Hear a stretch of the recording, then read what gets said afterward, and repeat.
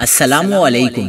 کراچی میں ایک بار پھر شدید احتجاج شروع، ہزاروں افراد سڑکوں پر نکل آئے، مختلف سڑکوں پر ٹریفک جام ہو گیا۔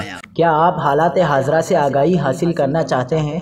خبر کے پیچھے چھپے اصل حقائق جاننا چاہتے ہیں تو ابھی سبسکرائب کیجئے جلمل پاکستان کو اور ساتھ ہی گھنٹی کے نشان پر کلک کر دیں۔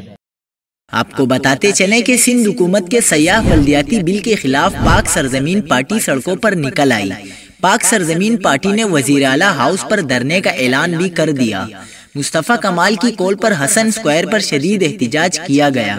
پی ایس پی کی جانب سے احتجاج میں خواتین اور بچوں کی بڑی تعداد نے بھی شرکت کی، جس کے خصوصی مناظر آپ اپنی اسکرین پر دیکھ سکتے ہیں۔ بلدیاتی ترمیمی قانون کے خلاف حسن اسکوائر پر پی ایس پی کے مظاہرے سے خطاب میں مصطفیٰ کمال نے کہا کہ آج یہ 5واں احتجاجی مارچ ہے۔ سندھ حکومت ظلم بند کرے اور کراچی کو بااختیار بنایا جائے۔ مصطفیٰ کمال نے مزید کہا کہ ہم پاکستان بنانے والوں کی اولادیں ہیں، پی پی کو ملک چھوڑنے نہیں دیں گے۔